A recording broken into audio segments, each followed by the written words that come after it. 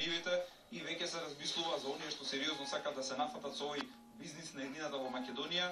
Веќе треба да се завршат сите подготовки на нива за подигање на насадите со лешници.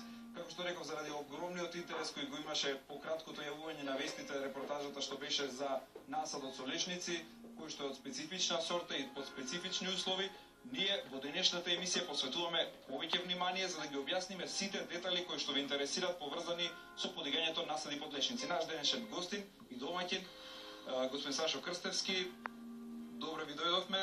Ајде веднаш да отвориме темата со лешниците. Го чувствувате ли вие тој огромен интерес? Еве кај нас се јавија безброј луѓе што прашуваат за лешници. Пред се добро ве најдовте. Огромен е интересов на граѓаните на Република Македонија за одгледување на лешников.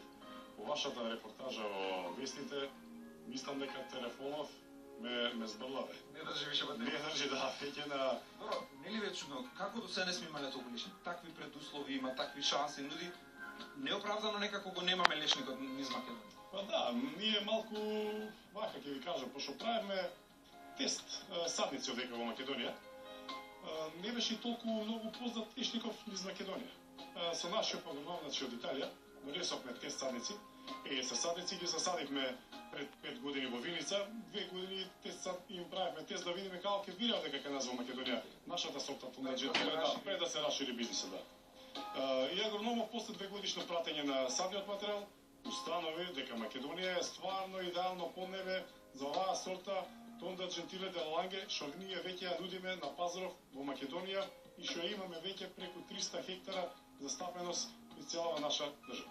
Ајде да започнеме со ред. Ова е таа сорта, ово е насад која година е, колкава површина е тука?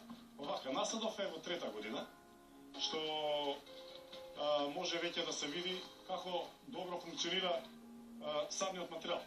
На колку гранки оставате, дали оправдано среќаваме ние земјоделци кои што ги остават на една прачка па после прави како на едно стебло. Ми се чини како економски неоправдано. Неоправдано, точно. Пошто нашиот агроном од Италија имаме многу стручен агроном, што прати цела Европа со лешников насад, доаѓа и кај нас во Македонија. Значи работиме под негов надзор. Ово е значи окроено на италијански начин по негов надзор. Значи метро и 20 се дига одоздола стеблата, да нема доле изданоци, да не ни сметат понатака за во редот кога идеме со механизацијата и веќе стеблото е во 3-та година. Што годинава требав да берам, јас имав некаде околу 1000 или кусур стебла, требаше да берам некаде 100-200 кила лешник, но агрономов дојде во рана пролет ми го путна родот.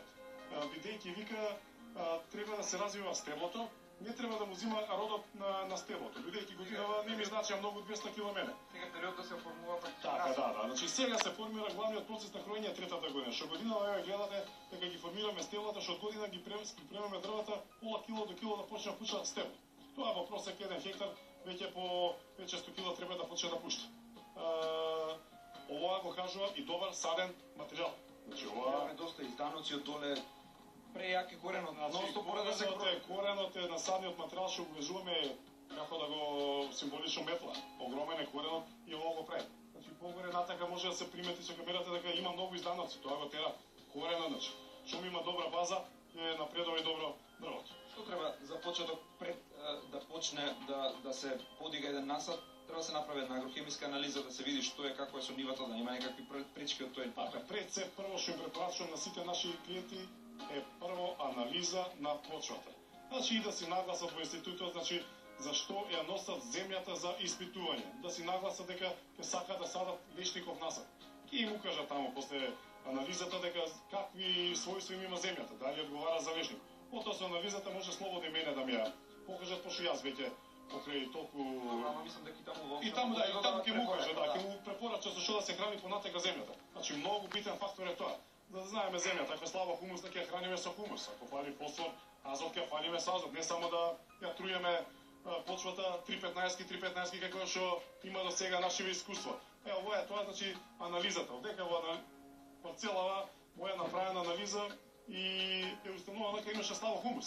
Дрвата се хранат и многу хумуси, затоа вака изгледаат сега на овој степен. Освен нели основата, многу важна работа е од старт да се фати се како што треба е добро посадочен материјал. Кажавме дека садниот материјал е еден од најбитни фактори.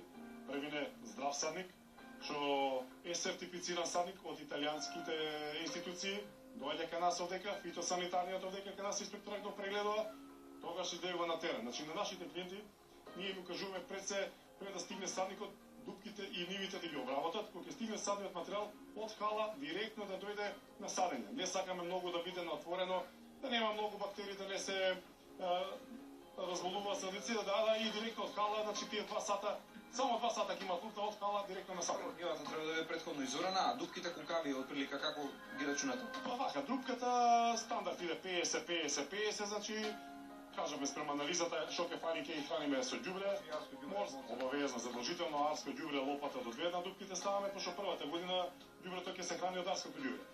Додека младо стело, втора, трета година понатака спрема анализата на почвата си функционираме што ќе фали на почвата да изнивелираме, нели, да биде хранлива почва. Купувањето на квалитетен посадочен материјал доаѓа до израз изборот на сортата.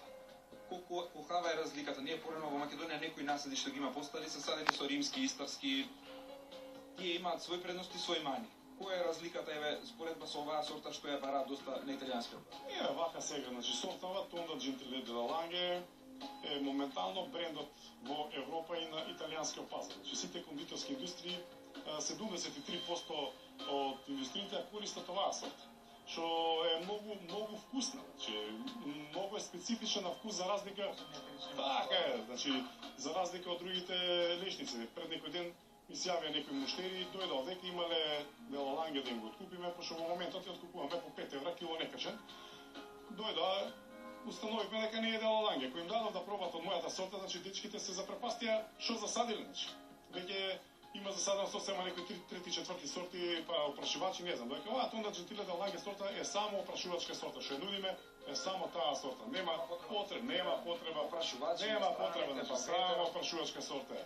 И сакам да кажам дека едно стебло од четвртата година, кажеме пола кило некаде треба да раѓа.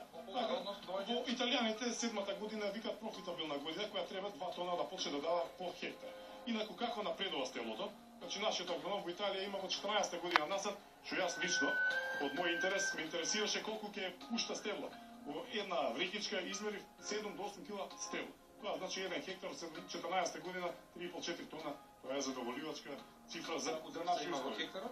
Во 1 хектар идат околу 500 до 550 садници со растојание 5:4 спрема нашиот закон овдека. Инаку тука се овие 5:4 сега. 5:4. Значи ова е парцелата со 5:4. Инаку во Италија 6:6. Овдека кај нас законот е тој и мора да го пратиме законот. Едно нешто што сакам да нагласам овдека што ме погоди пред некој ден, што ми беа некои муштери овдека во парцелава и по телевизија што гледам, овдека низ Македонија се нудат садници што ги лажат луѓето, нуделе садници што пуштаат род 30 и кусур кила по стебло. Значи, невозможно. Нешто ме погоди, се јавив моментално во Италија, значи на агрономот му се јавив. Го праша, значи, дали има таква сорта нешто. Значи, агрономот некако и он малце изненаден.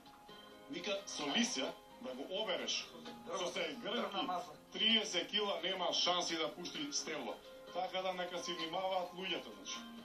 Што зимаат и што ќе засадат. Значи на пазаров преголеми, премногу преваранти има, значи сакаат брзи пари напред. Додека кај нас во нашата фирма нудиме стварно квалитет и укажуваме оноа стварно што е на терен засадено, тој овдека го пренесуваме на терен. Интерес да добиете лешникот кој што треба да се изради. Точно, значи ние ги нудиме садниците со договор за откуп на клиентите наши.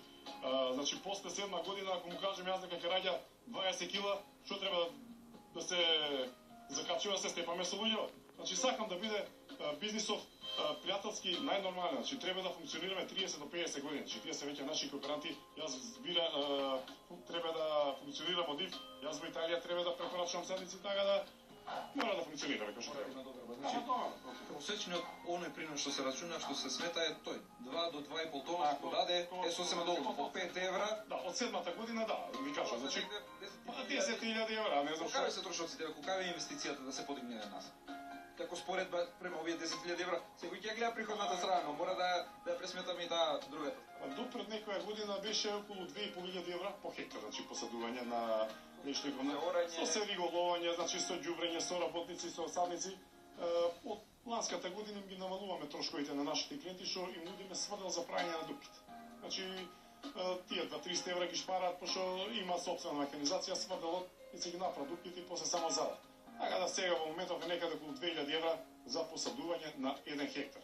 Ама може би само што се чека, до 3-4 години има некој период, но долгорочна инвестиција се знае во кафана која јадење е постатко, ќе бочињата за 10 минути.